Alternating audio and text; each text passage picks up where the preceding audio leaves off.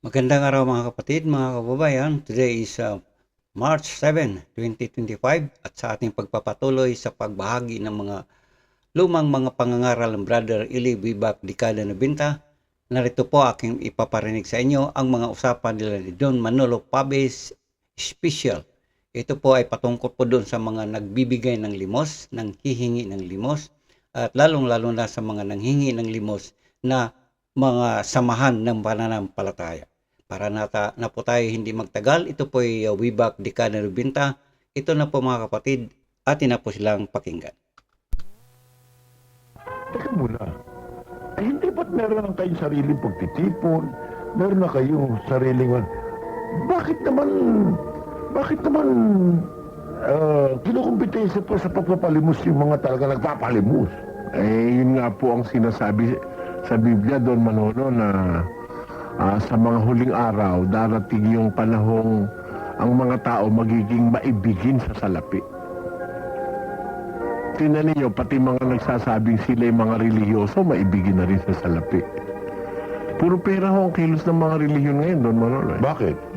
Ang tanong? Kung pagmamasdan nyo sa Biblia po kasi, nung mangaral ang Panginoong Hesus, hindi ang pinakapangunahing bagay pera Yung pangunahin pagkaawaan, yun ang sinabi niya Sa aba ninyo, mga eskribas, pariseyo, nagbibigay kayo na ikapo, sabi niya.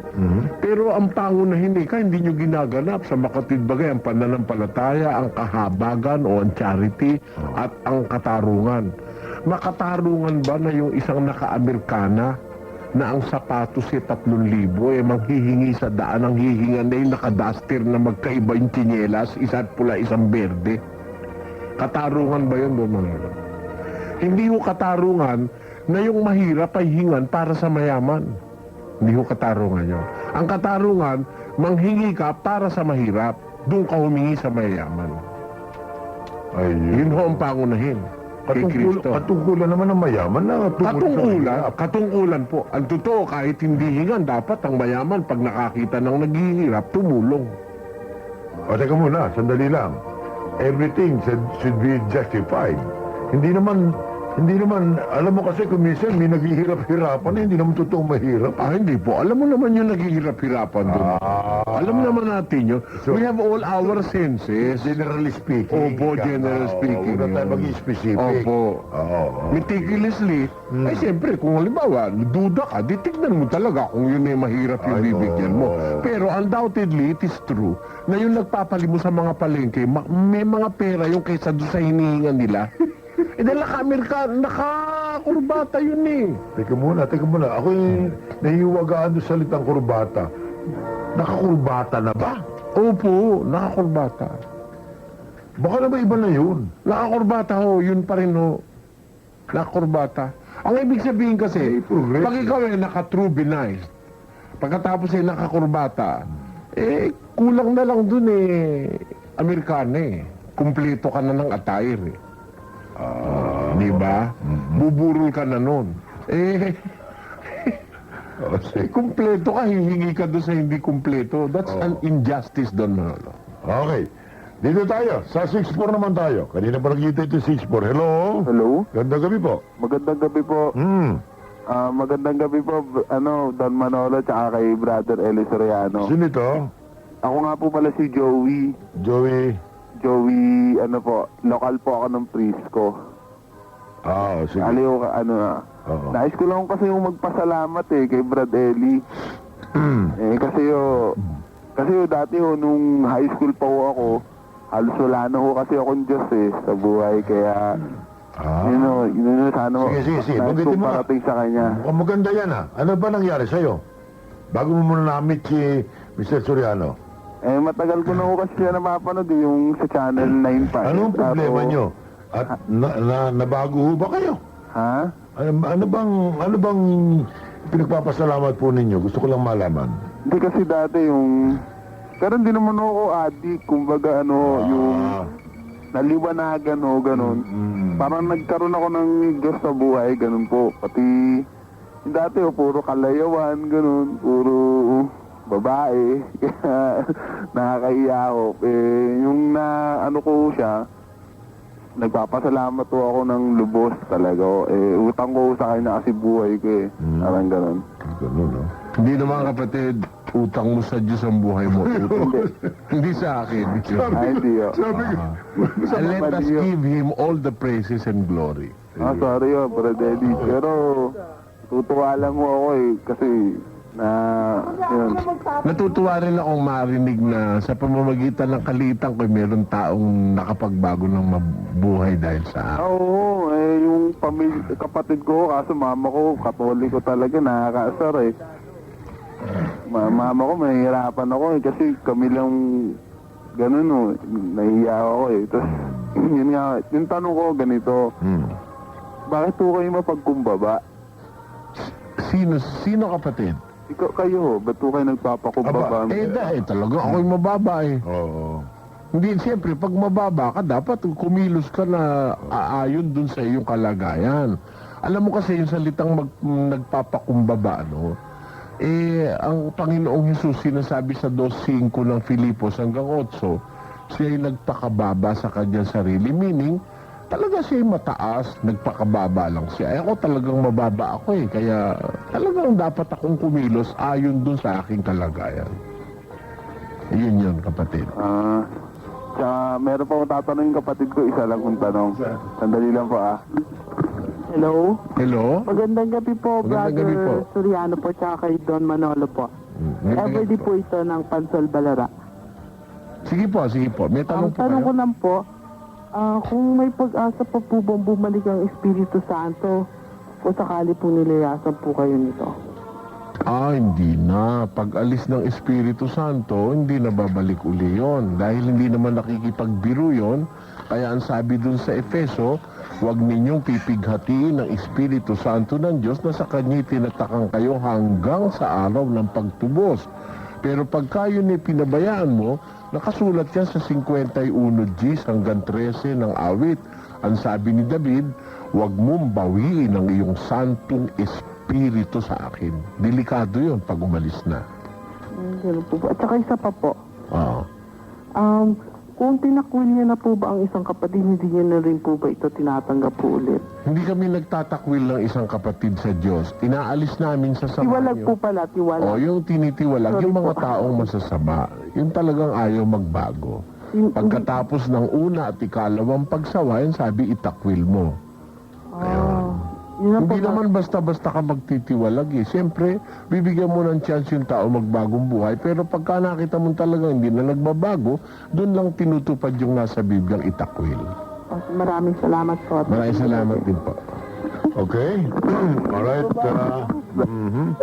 Meron pa tayo dito. Sandali ho lang, ha? Nga pala, Ginang Soriano, may nakita ako sa nakita ito. Bumibili ako ng CD disc na gagamitin sa programa ko eh. Ito, binili ko eh. Itong Christmas songs. Nakita ko si Aling, EY. EY ang EY lang. Alam mo bang,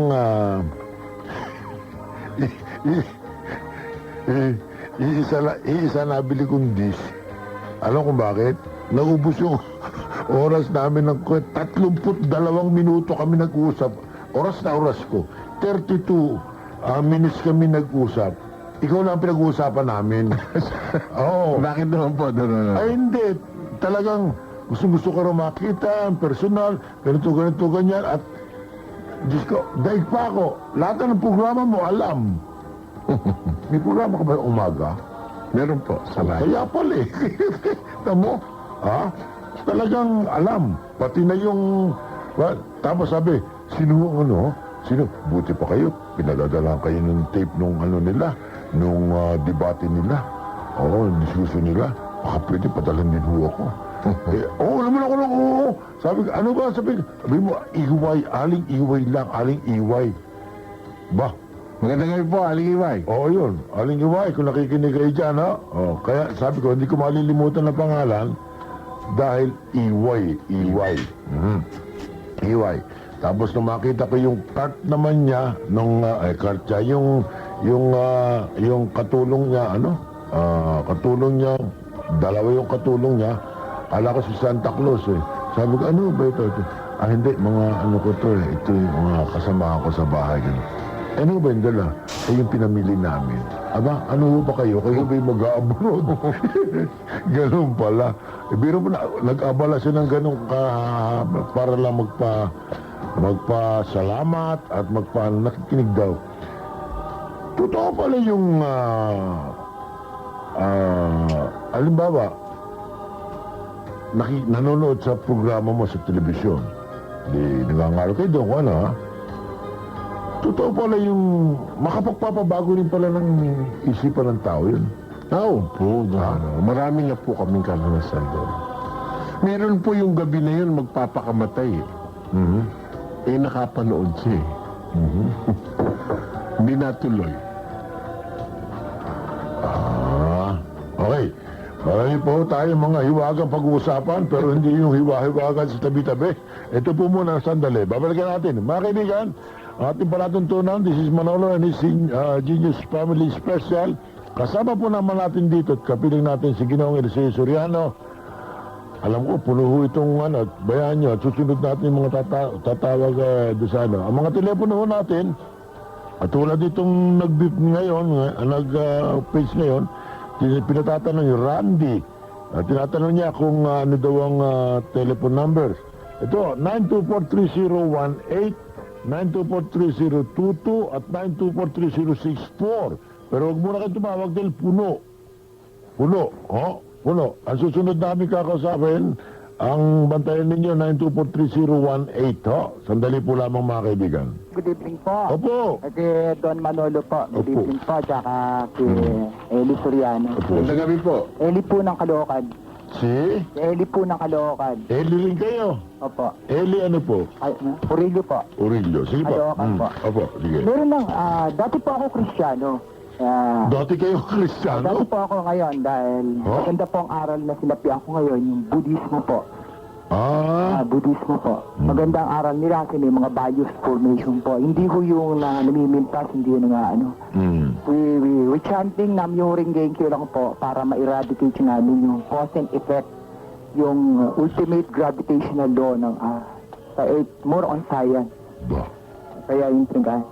Kasi dati nung Kristiyano ko, marami ako tinanong. Hindi ko lang nakakausap si Ginong Eli Soriano po kasi mahirap pong kontakin. Oh, ngayon nandiyan Kasi na. ganun po yung, may tanong po ako sa Bible, nabasa po yung Bible regarding to Jesus Christ, yung kanyang kapanganakan. Marami yung nagsasabi na si Jesus Christ po ay hindi pinanganak ng December, hindi March. At napansin ko po, inanalyze ko po yung picture. Kung December ho, ang malalamig, nasa Middle East po malamig eh. Bakit po gano'n nakahubad yung mga pastol? Kung malamig, dapat nakabalabal. Bakit po gano'n? Bakit gano'n ang pinauna ng mga Kristiyano? Pangalawang tanong ko po, bakit po kaya ang Kristiyano nangangaral ng pag-ibig ng kanilang Diyos, ang panay ng Kristo? Bakit sila kabila-kabila, yung mga awayan nila, yung nagmumurahan sila, hindi sila nagkakaroon ng kapatiran, nagkakaroon sila ng debate, hindi dapat gano'n. Pangatlong tanong ko po, pangatlong tanong ko po, bakit po si Dimas sa kanyang kasalanan, bakit po ganun ang patungo ni Kristo na nagkasala po katunayan po sa Bible nakalagay daw po si Dimas ay masamang tao nung siya naisama dun sa pagbabayubay sa krus ng Kristo. Bakit napatawad ka agad? Bakit itong mga taong to na hinihintay pa yung mga advocate ng Rome para maging santo, para hindi ba dapat hanggang nagkakasal ang tao nagpatawad dapat isang santo na buyon. Bakit ganun ang patakaran ng Kristiyano? Ayun na po, gusto ko lang marinig po ang kasagutan. Sige, salamat po. Salamat po. Salamat po ng marami.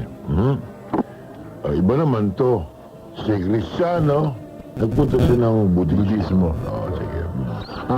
Alam mo kapatid, magandang gabi sa'yo at maraming salamat sa iyong pagtawag. Pero ikinalulungkot ko na sana bago ka lumipat sa Budismo, naunawaan mo muna yung pagiging Kristiyano. Kasi ang totoo niyan, yung itinatanong mo na yon, ang ibig sabihin hindi mo lubos na naunawaan yung pagiging Kristiyano. Kasi had you been a Christian before, a real Christian at that, ang dapat na naintindihan mo sana na yung mga nag-aaway-away, nagbabatuhan ng putik, mga hindi Kristiyano yan eh. Meron kasing mga tao nagsasabi na sila'y Kristiyano, pero in fact, in reality, hindi sila Kristiyano. Yung mga taong kagaya nung dun sa Cubao na minsan nagpaluan ng gitara na electric guitar. Dalawang grupo na nagsasabi sila raw ay born again. Eh hindi talagang born again yun dahil makikipagpaluan ka ng electric guitar dahil sa pera, nag-aagawan sila dun sa tulong ng mga tao. Eh hindi totoong mga Kristiyano yan. Ang nasaksihan mo, gawain ang hindi tunay na Kristiyano. Ayun, kaya nawalan ka, hindi naman kita sinisisi, no? Nawalan ka kasi ng tiwala dahil doon sa nakikita mong masama, doon sa mga inaakala mong Kristiyano. Pero kung sa standard ng Biblia natin kukunin, ang Kristiyano, 11:26 ng gawa. Nakasulat doon, tinuruan sa iglesia ng 1 taon yung mga tinawag na mga alagad na Kristiyano. Ay ang Kristiyano, kumpleto yan sa turo, hindi yan gagawa nung kagaya nung sinasabi mong masama, yung talagang Kristiyano. Kaya ang Kristiyano, deribado dun sa salitang Kristo. Pagka Kristiyano, sumusunod sa lahat ng batas ni Kristo. Hindi nakikipagbasag ulo yan ng mortal. Yung mga Kristiyano, hindi kagaya nung naobserbahan mo. Kaya hindi mga Kristiyano yun. Yun ang masasabi ko sa iyo, kapatid. Okay, meron ditong ako rin, nabanggit ko raw kanina, ano ba ito?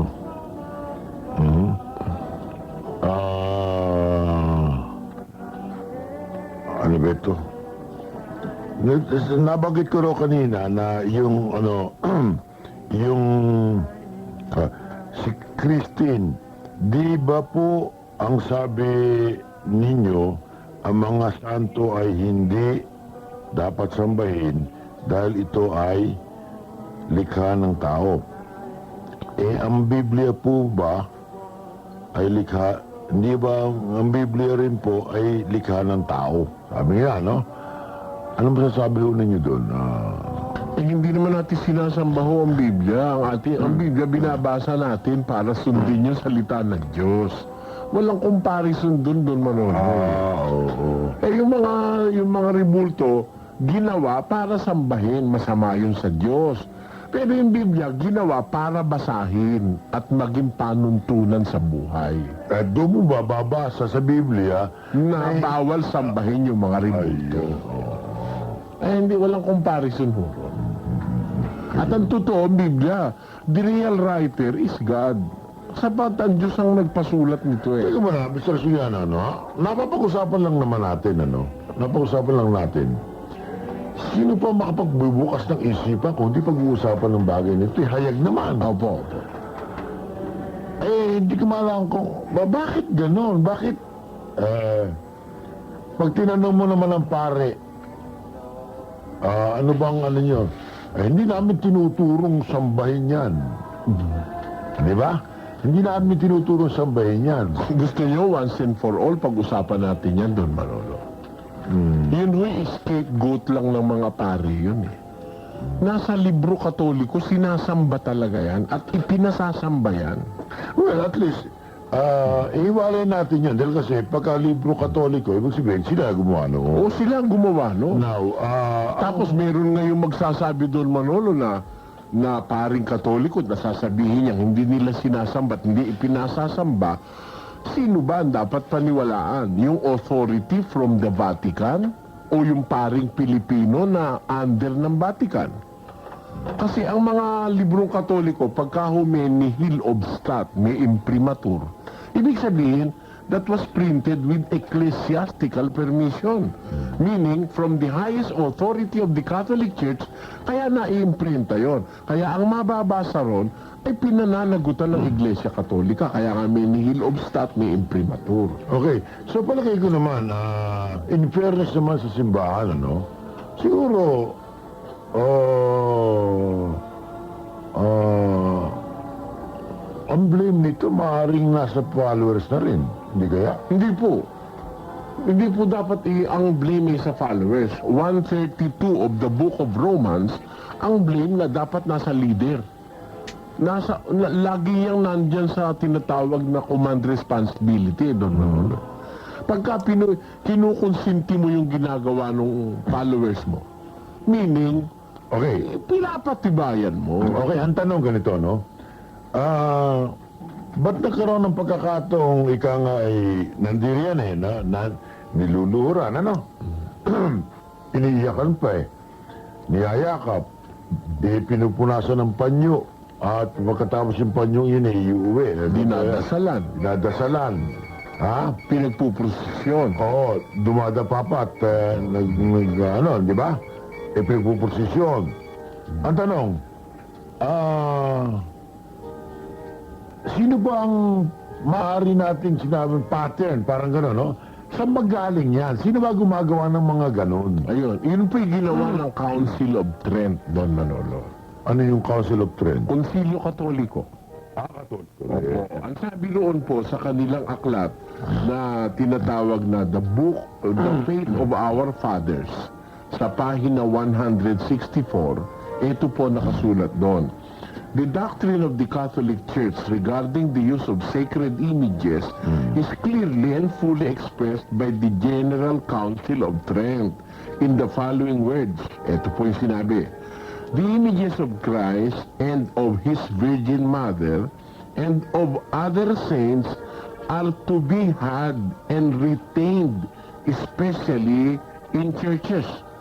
Ayan, sa makatid, pinagtibay sa Konsilyo ng Trento na ang imahe ni Kristo, ng kanyang birhing ina, at ng iba pang mga santo ay kailangang ilagay sa mga simbahan.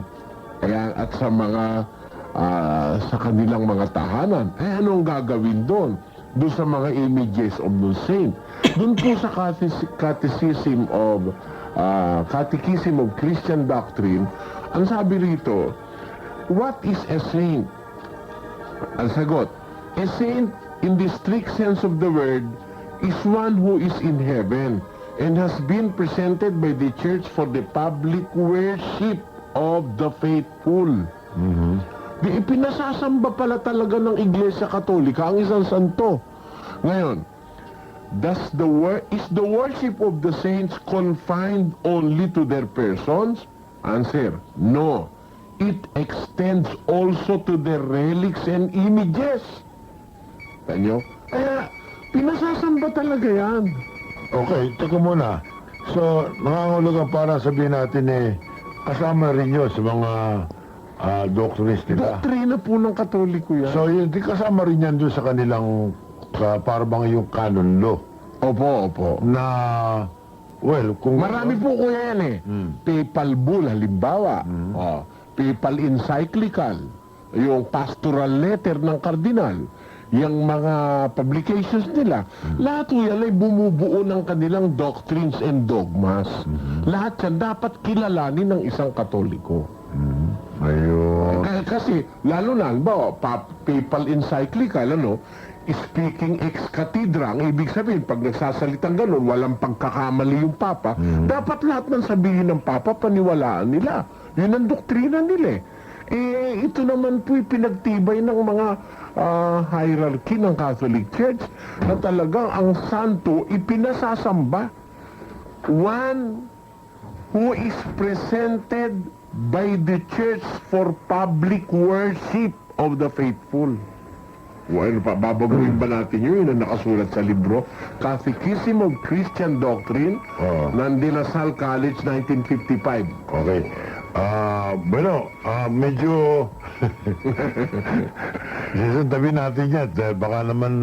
Opo, baka naman sabihin nila Kami mga kaibigan, di yun naman namin paksa yun. At least nadaanan lamang naman natin. At least anyway, talagay ko po muna ito sandali, Merong...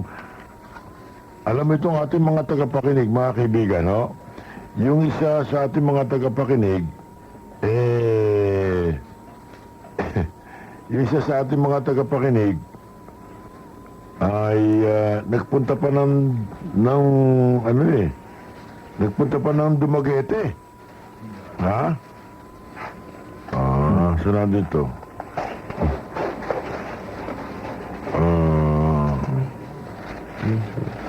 Asan ba ito? Kuya mo rin ako sa Ka ano na itong kongkwa.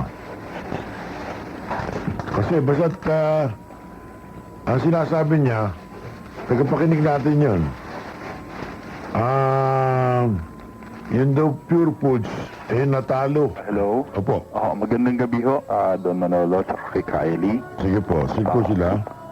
James Albina po ng number 2B KG Street, Camias Road, Quezon City. Sige, James. Brad Eli, Opo.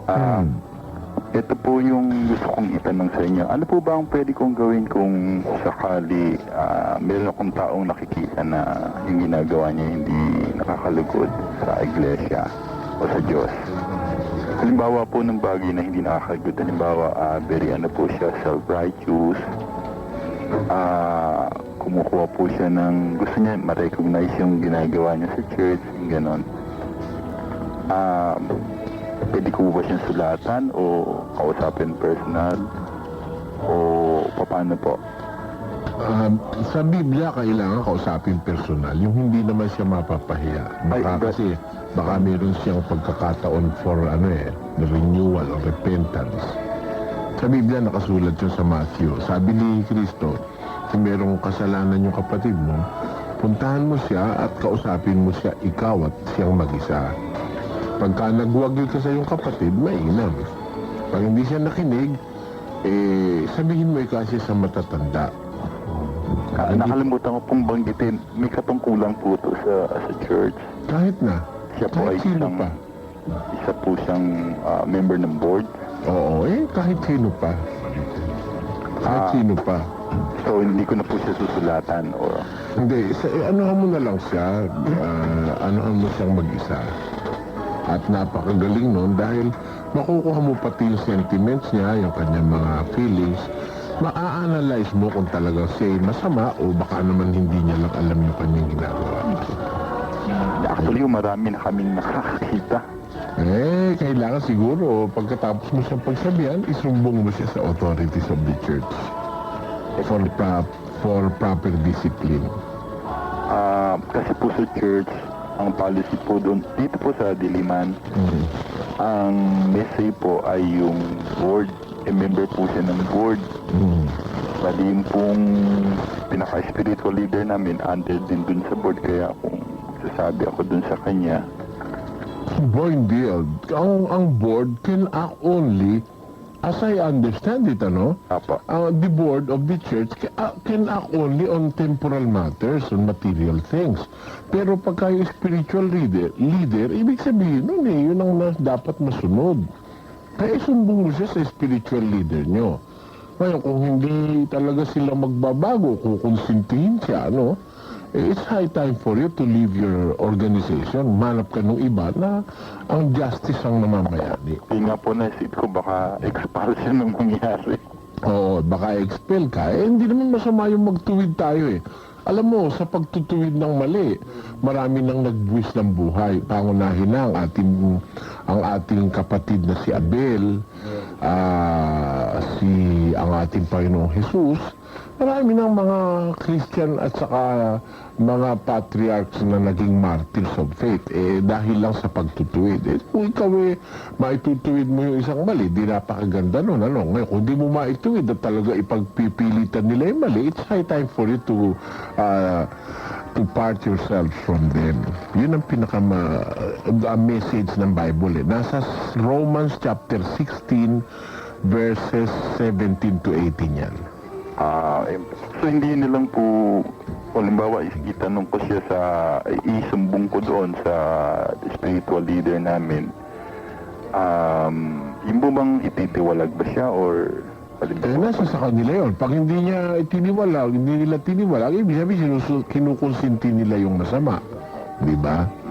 Maraming salamat po. Maraming salamat din po. Maraming salamat po. Magandang gabi po sa inyong lahat dyan.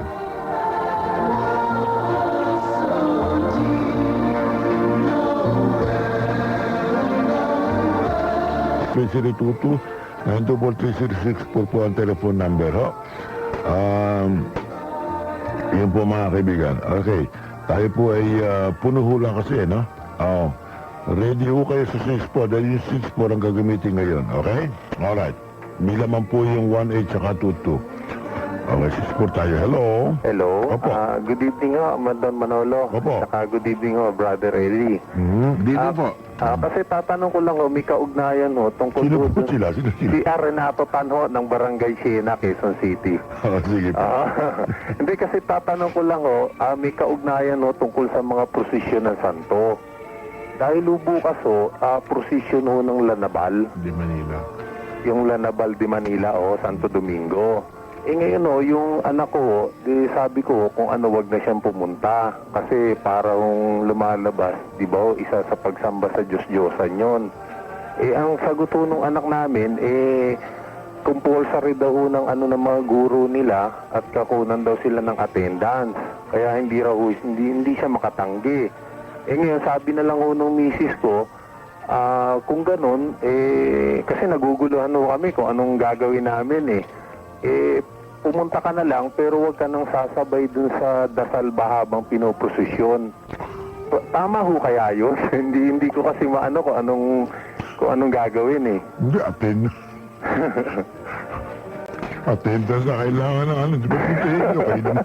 Ano kaya yun? Bayaan nyo pumunta kayo naman. Oo, hindi, yung pagkaoy nagpo-position sila, yung tama yung sabihin namin na wag na lang sila sumabay doon sa pananalangin doon sa ano. Pero kasi di ba ho, dinadasalan ng mga Hail Mary yun, mga ganon-ganon. Ano kayang mapapayo ni Brother Soriano ron? Ayaw nyo ba? Ayaw nyo ba ako magpayo? sabi sa'yo, kontrapelo kami nito. Ito yung sabi nyo kanina. May nagtanong kanina, bakit ho kayo napaka mababang loob? Oo. Sasagot sana ako Oo. paano naman kasi dapat mababang loob siya dahil kontrapelo kami sa programa Siya mababang loob, ako naman bruto. Anyway. Ano kaya ang tama doon? Tingnan natin. Oo. Mr. Suliano. Pwede po naman siyang dumalo kasi as a requirement para sa extracurricular activities ng mga bata, minsan ginagawa talaga yan. Oo. Especially so pag ang nagiging leader o ka-eskwela is a Catholic institution, Oo. hindi mo talaga maiaalis yun. Because they have to abide by their faith. Oo. Walang makakapigil doon. Kaya kailangan na lang, yung ibulong mo na lang sa bata. Huwag mo lang sabihin sa radyo, kapatid. Hindi na ho. Para wag na tayo maka-offend sa iba. Ibulong mo na lang sa bata. Go with them, but do not be with their errors. Ganun lang ho. Bali kung ano na lang yung mali, wag na lang gawin. Opo. Pwede po isa. Sige po. Kasi dati ako yung hindi ako pala simba nung way back pa ho yun. Ngayon parati ho namin pinagtatalo ng mag-asawa kasi yung asawa ko pala simba ho di pagka yung linggo magsisimba kami, minsan sila nagsisimba, ako nasa labas lang ho ng simbahan, naghihintay sa kanila. Minsan pinagtatalo na namin yun, minsan niloloko niya ho ako na ikaw hudyo ka kasi kaya hindi ka nagsisimba. Ngayon nung nagkaroon ng parang ng insidente sa buhay namin, ng pamilya namin, na yung father ko naggrabe ho ba ang sakit.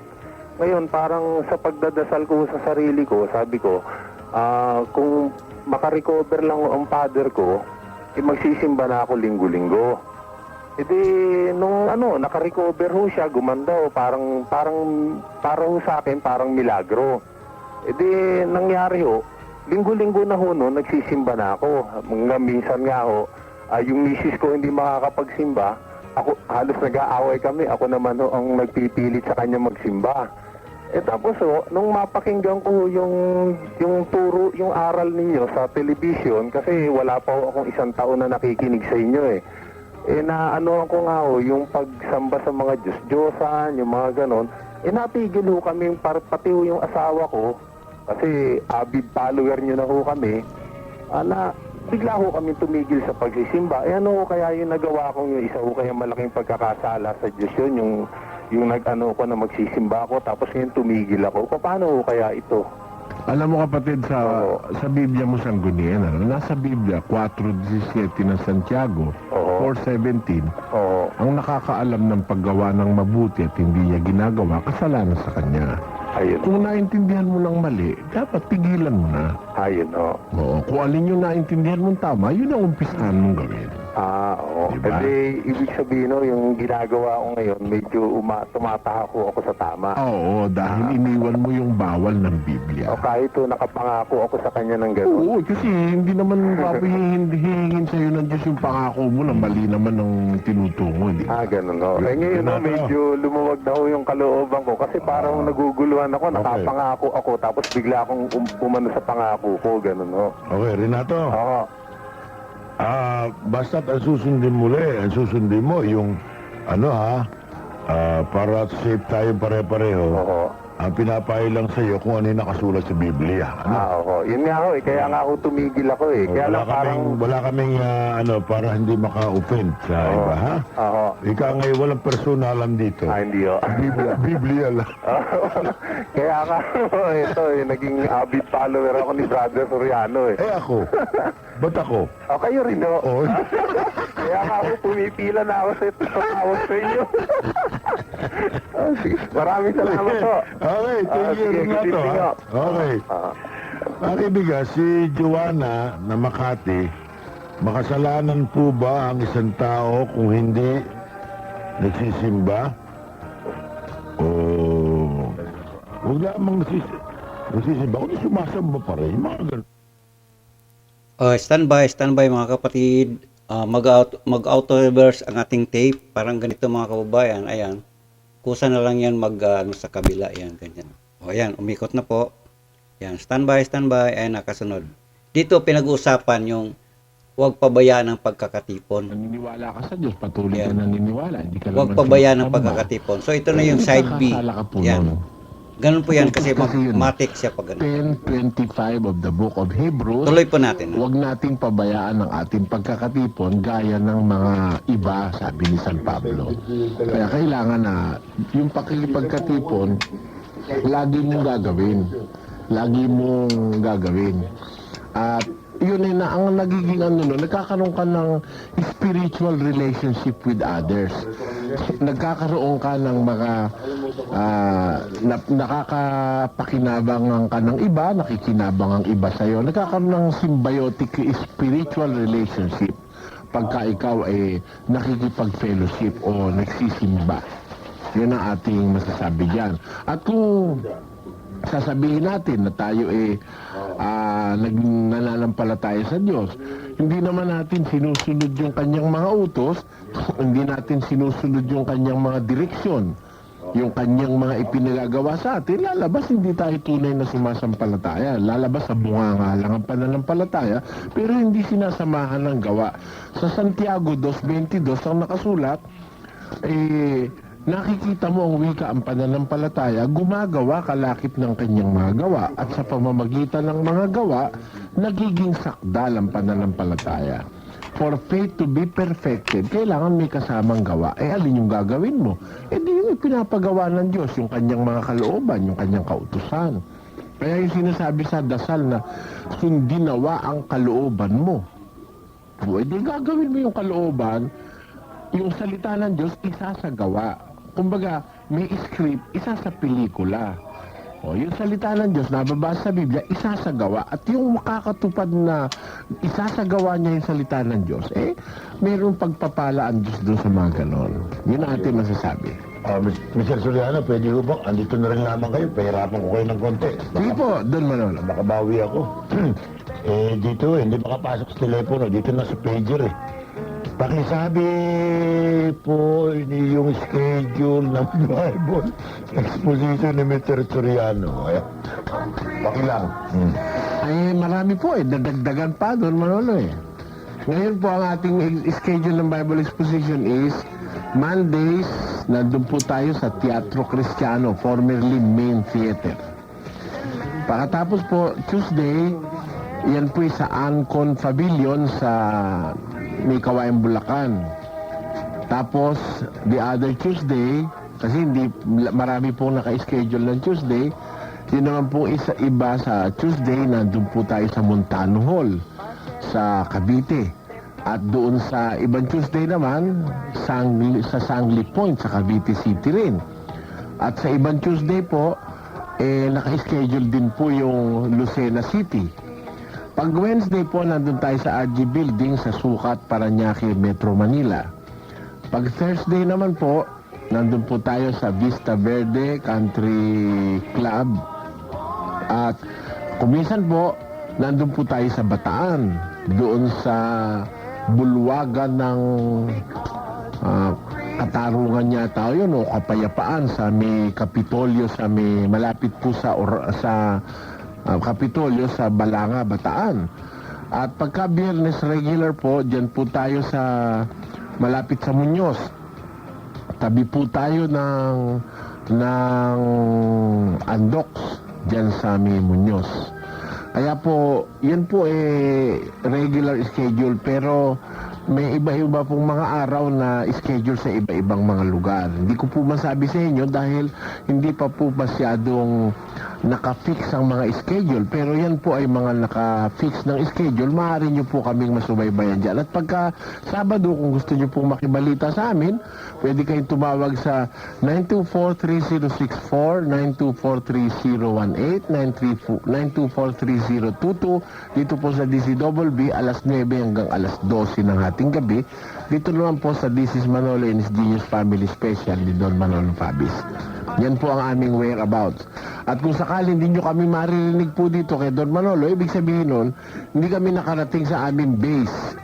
Wala ho kaming land phone na nakuha. At kung maaari rin naman yung aming cellular ay hindi po makakontak doon sa lugar na aming kinaroroonan.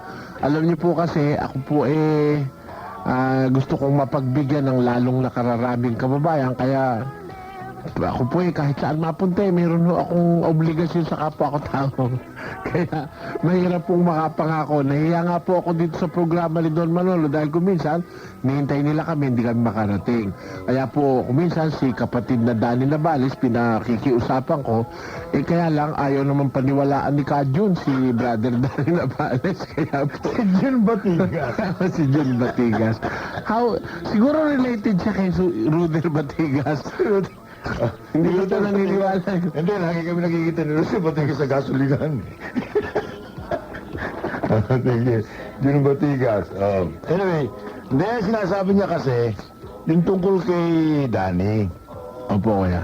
Kung yun daw sinasabi ni Danny, ano ba sabi? Kung ano mo, yung... Kung ibig niya siguro sabihin kung ginagaransyahan ko yun. Kung kaya mong panagutan. Oo. Pinananagutan po natin yun dahil tinuturoan natin yun eh. Siyempre, Oo nga. there is always a command responsibility. Ay, sagot ko naman sa kanya. Sinagot din naman ni Danny. Aba, ako sigurado sa akin sinasabi. Dahil kasi sa Biblia. Binabasa sa Biblia. Sa Biblia. Oo. Pero, nagkausap naman kayo ni Mr. Batigas, di ba? Opo, okay naman po si Mr. Batigas. Hindi, okay yun. Alam nyo, si Mr. Batigas ang klase ng tagapakinig na naniniguro sa Yun! pinakikita. Ang gusto ko. Oo. Okay. Okay, biga. Pero tayo dito sa 18. Hello?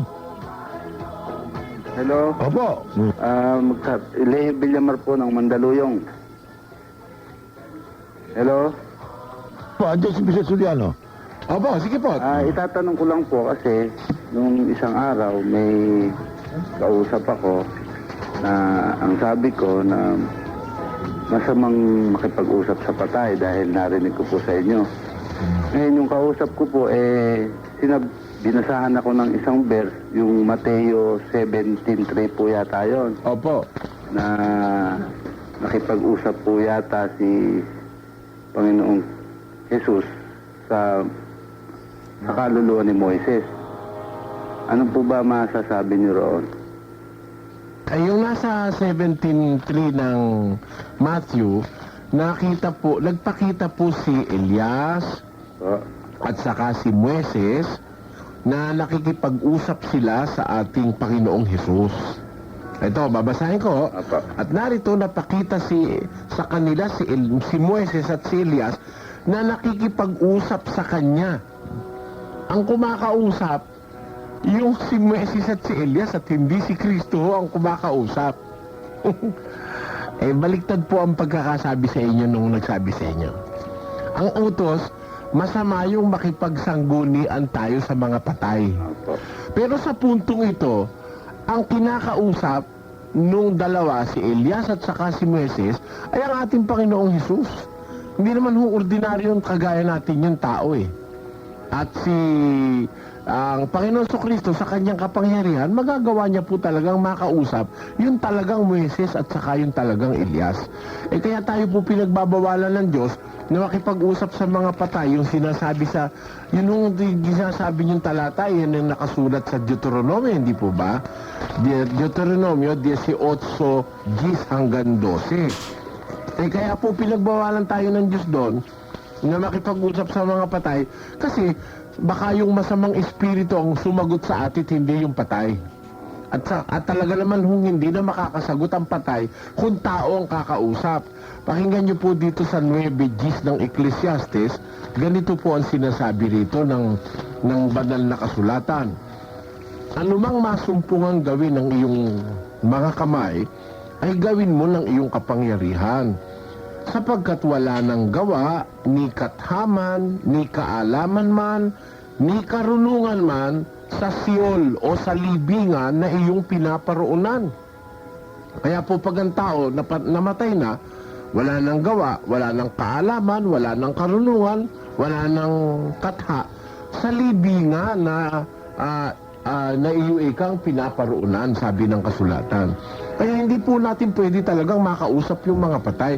We do not have that power to communicate with the real dead. Maaari makapag-communicate tayo sa masasamang espiritu, kaya pinagbabawal ng Diyos yun. Pero pag ang Diyos ang makikipag-usap sa mga patay, pwede po yun. Pwedeng kausapin ng Diyos ang sino mang patay. Dahil nagbibigyan niya po ng kanyang kapangyarihang magawa niyang makipag-usap sa patay. Yun po ating masasabi diyan, kapatid. Yun lang po at maraming salamat po. Maraming salamat din po. Magandang gabi po ulit. At umaasa po kami na wala na po ba kayong follow-up, kapatid? Wala na po kasi yun lang po kasi sana sasabihin ko doon sa nakausap ko na sana maliwanagan siya. Kung totoo kasing nakakausap ang mga patay, bakit naman kaya si Ninoy Aquino hindi man lang kinausap at itanong na talaga sino ba pumatay sa'yo at nang amin nang maipasilya elektrika o kaya masaksakan na ng lethal injection o kaya yung mag-anak ni Mr. Visconde na naaawa kay Mr. Visconde dahil tatagal nung kaso hanggang ngayon hindi pa nabibigyan ng ano yun. Merong mga lumilitaw namang pruweba na parang magbibigay ng reasonable doubt na hindi naman si Hubert ang talagang gumawa. O pagka nagkaroon ng reasonable doubt, absuelto si Hubert. Anong ibig sabihin nun? Di lalabas, hindi pa rin natin alam kung sino talaga ang umabuso dito sa tinatawag nating Visconde massacre na ito. Kung talaga nakakausap yung patay, dapat naalaman na sana natin yun. Di po ba, kapatid? Opo. Kaya yan ay malaking halusinasyon lang yan ng iba. Huwag po tayong patangay dyan. Bakit naman pati-pati kakausapin? Po, maraming salamat uli. Sige, thank you. Thank you. Salamat po ng marami. Alright, mga kaibigan, lagay po muna natin sa sandali, ho? Bayanan at sa buong mundo. CNN. Dito lang sila ang lahat. Radyo Bisig Bayan. DZDD. Ganda gabi po. Mrs. Medinda Mariano po ng Malabon. Apo, sige po. Magandang gabi po, Mr. Soriano. Magandang gabi naman po sa inyo. Ay, tatanong ko lang kung ano ang tunay na mukha ng ating Panginoon Kristo at saka ng mga apostol niya.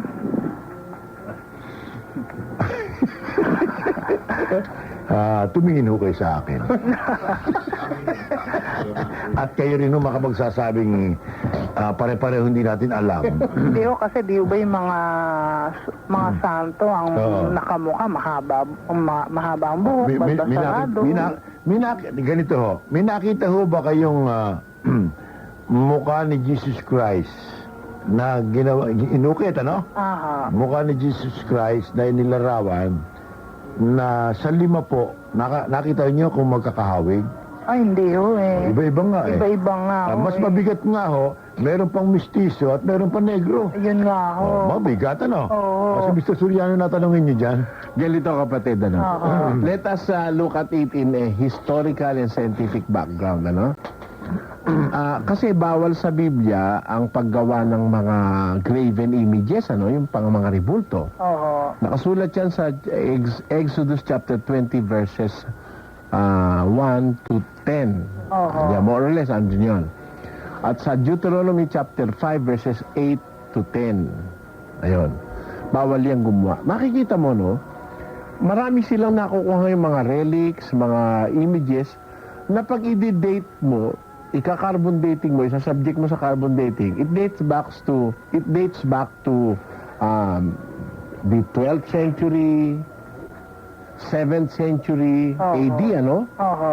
Pero wala pa silang nakukuha hanggang ngayon na images that dates back to the 1st century AD. Oo. Na kasalukuyan ng Christian era ay nagpo-flourish noon sa Israel. Ano? Oo. Ang ibig sabihin, talagang it's a proof, scientific proof of the biblical truth na yung mga lingkod ng Diyos hindi gumagawa ng rebulto ng mga images. Ang makikita mong rebulto, yung before the Christian era, kagaya ng rebulto ni Diana, yung mga yung sinasamba si Adonis, yung si Mercury, si Jupiter, yung mga sinasamba dun sa tinatawag nating Greek mythology, di ba? That is before the Christian era. Pero exactly during the 1st and the 2nd century of the Christian era, wala pang nahuhukay na rebulto. Ang nahukay na rebulto, nasa mga edad 1,000 taon, o 700 taon, 500 taon. Ibig sabihin, dito lang lately yan. Ginawa na lang ng mga taong hindi kumikilala sa utos ng Diyos. Pero doon sa first century Christian era, hanggang 2nd, hanggang 3rd century, wala kang makitang rebulto eh. That is a sufficient proof na talagang hindi ginawa kailanman ng mga Kristiyano ang rebulto ni Kristo. Eh kung hindi ginawa ng mga Kristiyano noon yung rebulto ni Kristo, lalo namang hindi gagawin ng mga kaaway ni Kristo yun, ano? Di ba? Kaya walang available na retrato si Kristo at rebulto si Kristo. Pero wala ho rin sa Biblia, no? Wala mababasa, rin. no? Is that okay? Pwede po, isa? Sige po. Mr. Soriano, kailan mo itinatag ang Iglesia ng Diyos kay Hesus Kristo? Yun pong yung sinasapian po namin. Ang paniwala po namin ang natatagyan sa Jerusalem mula ng una. Yun po ang binabasa namin yung nasa Biblia eh. Yun po ang aming sinasampalatayanan. Hindi po kami yun, kundi kami sumampalataya at umanib kami roon.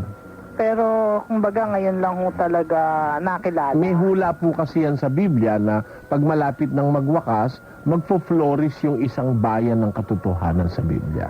Nakasulat po yan sa Jeremiah chapter 30 verses 19 to 25. Sino ho nagtatag nito? Ang Panginoon Kristo po nagtatag niyan, di ba, sa umpisa. Ngayon, ito po ang nangaral dito sa Pilipinas, umpisa si kapatid na Nicolas Perez. Nicolas Perez Opo. po. Taong ano ho yun? 1928. 1928. Ay, salamat ho. Maraming salamat din po. Kindaman ho. Maganda rin. Okay. Alright. Sige. Wait sa inyo kanina ko. Sino to? Randy Ross. Randy Ross po. Rojas. May katanong ka ngayon. Oo. Sige, Randy. Pwede kay El Soriano. Di ba masama po yung pagsama-sama sa, mga santo-santo o rebulto? Yun na nga pinag-uusapan namin kanina pa eh. Nakasulat sa ngayon, Biblia. tanong ko, kung masama ba yung Alin? Kasi ginagawa ko pong, yung katatawanan po yung mga santo-santo. Masama naman kapatid yun. Dapat igalang. Dapat igalang. Oo. Kasi ang sabi sa Biblia, 2:17 ng unang Pedro, igalang ninyo ang lahat ng mga tao. Kung meron talagang San Pedro, meron talagang San Pablo, meron naman talagang mga apostol na banal, tapos gagawin mong kakatatawanan, nagkakamali ka nung kapatid. Hindi po yung mga yung mga rebulto. Ay, wag mong gawin katatawanan yun dahil, alam mo, ang pagkakamaling magagawa mo, magpapagalit ka ng iba. Kasi kung halimbawa, Katoliko ako, pinagtatawanan mo yung kinikilala ko, magagalit ako sa'yo, di ba? Nakakapagdulot ka ng galit sa puso ng kapwa. Mali yun. Mali po ba? Oo, nakaka-offend ka nun eh. Pwede po usap ako. Naku, talagang spoil kayo, no, ha? Isa pa, sige, go ahead. Paano po malalaman kung ano, di ba? Kasi may sabi niyo po sa programa niyo, kung yung ibang Bible po may dagdag na. Paano po malalaman kung dagdag o hindi? Ay, alam mo kapatid, nasa malalim-lalim na pag-aaral na yun para matrace mo yung idinagdag o hindi. Dahil iba-ibang version, Dahil iba-iba version at saka kung beginner ka lang, hindi mo mahalata yun. Personally, tuturo ko sa'yo, punta kang minsan sa amin at ako magpapakita sa'yo mismo sa Biblia. Punta ka sa Bible Exposition, Randy, ha? Nanonood po araw-araw eh. Ah, 29. Nabanggit po niya yung tungkol po din sa mga atheist. Yung pong mga taong hindi niniwala na may Diyos. At parang nabanggit niya po na tinaguloy niyang great believers po yung mga taong yun. Dahil wala po silang Diyos na wala po silang sinasamba o wala silang Panginoon. Gusto pong makuha ang yung reaksyon tungkol dito. Kung paano po sila na-arrive sa ganong paniniwala na walang Diyos, yung mga atheist po. Alam mo kapatid, sa karamihan na ng mga atheist na sinasabi, yung meron silang paniniwala sa karunungan pantao. Yung sinasabi nilang sentido común, yung common sense, at saka a part of science. Pero kung talagang sila ay scientific, and if they are really going to use their common sense, hindi ka po pwedeng hindi maniwalang may Diyos eh. Kaya lang, hindi sila nakakarating dun sa kasakdalan ng reasoning na pinag-aralan nila. Para din yung pag-aaral ng philosophy, Pagdating mo dun sa tinatawag na semantics na, parang your tendency is to believe on yourself at wala ng Diyos lalabas. Karamihan ng mga nag-aaral na ganon ng filosofiya, pagdating sa semantics, nawawala ang pagkilala sa Diyos. Kasi meron silang tinatawag na standards of universal truth. Na dito, pagka halimbawa, kung talaga raw may Diyos, bakit daw yung palay nung aanihin na, biglang bumagyo, nasira? No, wala na sila ng tiwalang may Diyos dahil para man lalabas, kawawa naman yung nagtanim ng palay. Yun naman ikang palaisdaan.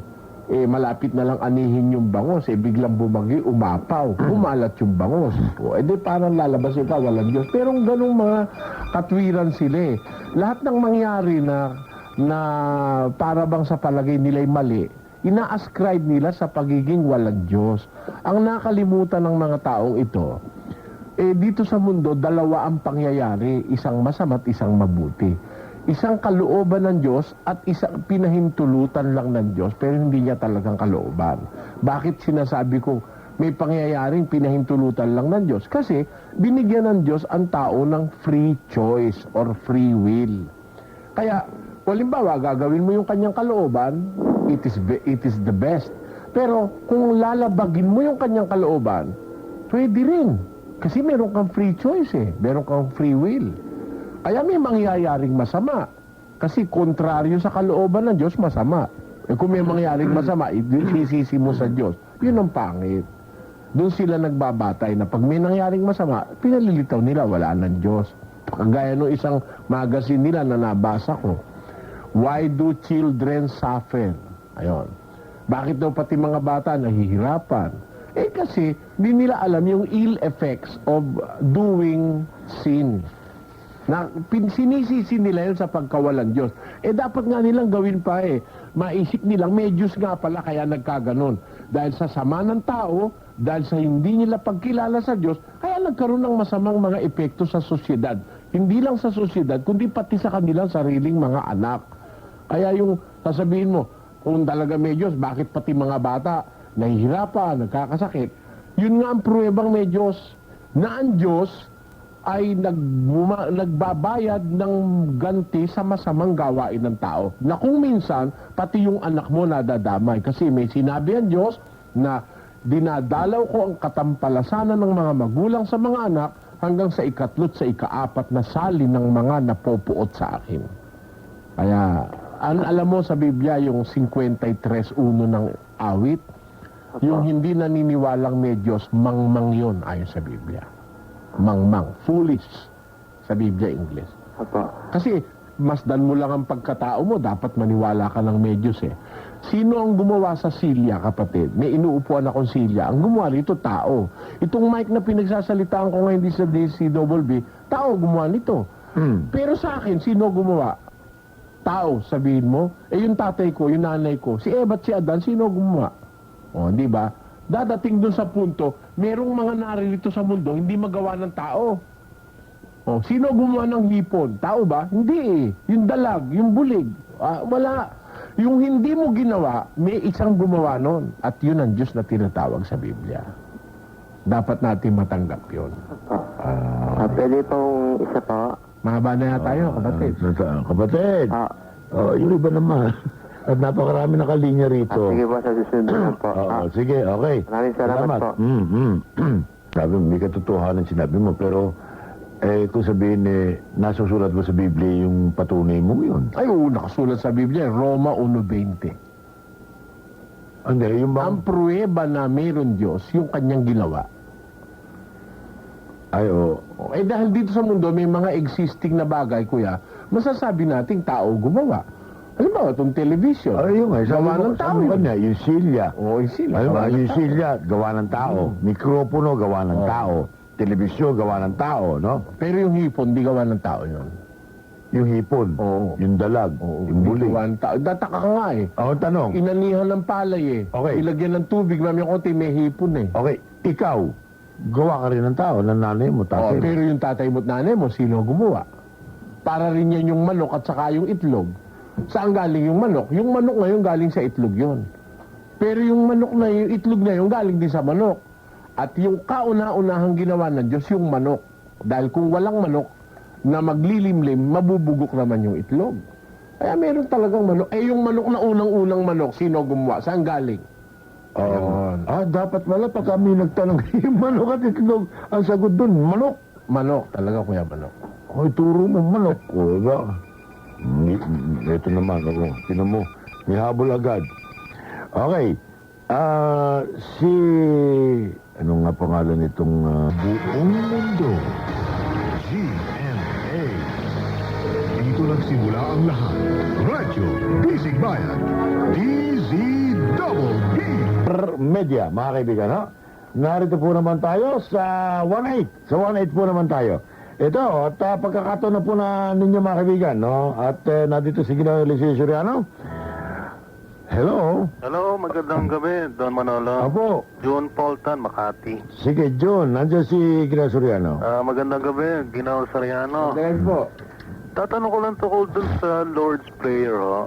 Sige Kasi, po. yung last lines, ho, yung dati, ho, parang tatandaan ko, ang mga sinasabi doon, lead us not into temptation.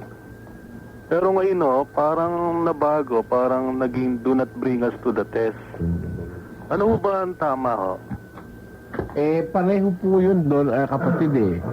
Kasi, yung sinasabing, wag mo kaming ihatid sa tukso, kundi kami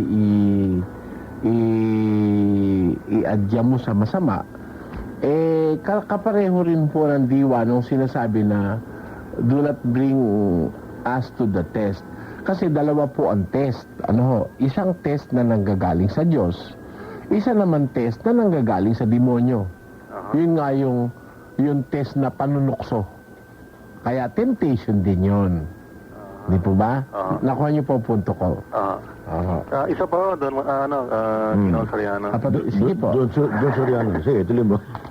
Ano ba dapat unang gawin ng isang Kristiyano? Halimbawa, tukol doon sa mga laman lupa, yung mga nanuno, nakulam. Ano ba dapat unang gawin? Kasi ang unang ginagawa, nagpapatawas, ho. Tama ho ba ang gawin ho yun? Eh, ang gumagawa lang naman ng kapatid yung mga hindi Kristiyano eh. Alam mo sa Kristiyano kasi, hindi naman tatalab yung nanununo, nababalis, natatawas. Wala naman nun. Halimbawa, nakulam ho, ganun ha? Hindi tatalaban ng kulam ang Kristiyano. Hindi ho tatalaban. Maski halimbawa, bata ho, ganun. Oo, hindi ho tatalaban. Lalo na kung halimbawa yung bata ay anak ng isang lingkod ng Diyos. Imposible na yun ay talaban ng kulam. Meron nung promise. Kasi kung magkakaganon lalabas wala kang security as being a Christian. Dapat meron kang security. And one of the securities of being a Christian, yung sinasabi ni St. John sa 1 John 5, ang sabi ron, ang sino mang ipinanganak ng Diyos, nag-iingat sa kanyang sarili at hindi siya ginagalaw ng masama. That is absolute. Hindi po pwedeng galawin ng demonyo o ng sino mang alagad ng kadiliman ng isang Kristiyanong ipinanganak ng Diyos. Hindi ho, halimbawa kung baon, nandun ako, nakulam na ho, ano ba dapat gawin ng isang ano? Ay, pag nakulam na, kung hindi naman Kristiyano yung kaya tinalaban ng kulam, dapat siguro sumangguni rin siya doon sa mga nakakaalam ng kontra sa kulam. Yung nagtatawas ho, ganun. Siguro yun ang dapat nilang gawin, ano? Pero hindi, I do not take this as an advice, ano? Kasi ito'y by experience na nararamdaman ko, nakikita ko, doon sa may amin daw, may kinukulam, isinangguni doon sa isang mangkukulam din, nagkontrahan sila yung mangkukulam. Oo. Pero masama ho yan. Oo. Nasa Biblia yun, 18:10-12 ng Deuteronomio. Kasi naalala ko lang yung bata ho na humabaw hindi la, nasabi na paglaruan daw nata ng duwende, gano'n no? Hindi to yun, kapatid. Huwag ka Yung maniwala. totoo yun? Hindi to yun. Sige, salamat ho. Maraming salamat po. Thank you. Alright. Tungkot ako. Pero kung naririnig ko naman ho si Lani, iniisip ko ho na siya kasamahan ni Don Manolo, tama rin ang kanyang sinasabi. At kung mali, kukusto din sa ni Don Manolo ko na. Ni Brother Suyado. Sorry po. Kanina pa kayo. Mahalin niyo ako. Wala akong matanda. Kasi wala sinungaling niya ako sa inyong Hindi. galito at Yung tao pagsisinungaling niyo tao. sa akin ay pinatatawad ko na. Andiyan lang si Mr. Suyana. Go ahead. Sige po. Una ho'y Panginoon, ikalawa ho si Brad Eli aking makakausap. Brad Eli, Sige po. kasi po sa aking inupuntahan simbahan, meron po kaming kasamang tomboy at babae. Ngayon po, meron pong mga kumukustyon na bakit namin tinatanggap sa simbahan ang ganong klase. Teka po, sorry po, yung radyo ko malakas. Itapon niyo na po raw sa bintana, sabi ni Don Manolo. Tama po ba itong aking sinagot? Sige Kasi po. po kami sa Evangelical Baptist Church dito sa Libis. Ako po ay bago lamang Kristiyano, kahit ako'y matanda na. Nagpupuri po ako sa Panginoon dahil nakilala ko siya bago dumating ang sukdulan ng buhay, ika nga. Opo. Ang sinagot ko po, kung tama ho itong aking sinagot, sabi ko, wala kaming pwedeng tanggihan sa simbahan namin, pinuntahan, dahil sila tao. Ngayon kung sa kabila ng pagtanggap namin sa kanila, sa amin sila, doon sa simbahang yun, sila makakakita ng kanilang mga pagkakamali, hindi ba ho malaking pagpapala rin sa buhay ng isang taong nagkamali yun? Hindi raw. Tama ba ho, Brad Eli, yung aking sinagot? Tama po yung sagot nyo. At hindi po masama na tanggapin ng tao ang kahit na sinong kapwa-tao. Salamat. Hindi po masama yun. Kaya lang, ang masama po ganito, kung yung pastor nyo kinukonsinti silang mag-live-in bilang mag-asawa, pareho silang babae, labag po sa Diyos yun. Alam nyo po dito sa amin, meron din kami rito mga kapatid na dating magka-live-in na pareho lalaki. Magka-live-in, parehong babae. Pero nung sila'y umanib silang pareho, tinigil nila yung mga gawaing hindi ipinapahintulot ng Diyos. Pero bago po lamang sila Brad Eli, siguro mga 2 o 3 linggo pa lang silang nakapagsisimba. Tignan po natin kung sila didisiplinahin dun sa mabuting gawa. Pag hindi po ginawa yun, mali po ang paraan na yun. At kung minsan nga ho, nakapagsalita, kayo nagsalita na yung, minsan naman ninyo sinabi, yung panghihingi Opo. ng abuloy, yung offering. Sa amin po, doon po, kahit ninyo sinabi yung mga baptist, hindi po kami nasaktan, lalo na po ako, dahil talaga ho kami, kung kami ho nag-umpisa sa lilim ng kahoy. Kaya? At ito naman ay sama-sama na nagdadasal para sa kapayapaan ng ating lugar, ang ating bansa, no? Mataya sa ating kabuhayan. Bakit parang walang epekto, walang bisa? Ano ibig sabihin nito? Ibig sabihin ba nito, kung sino pa yung mga taong malalapit sa Diyos?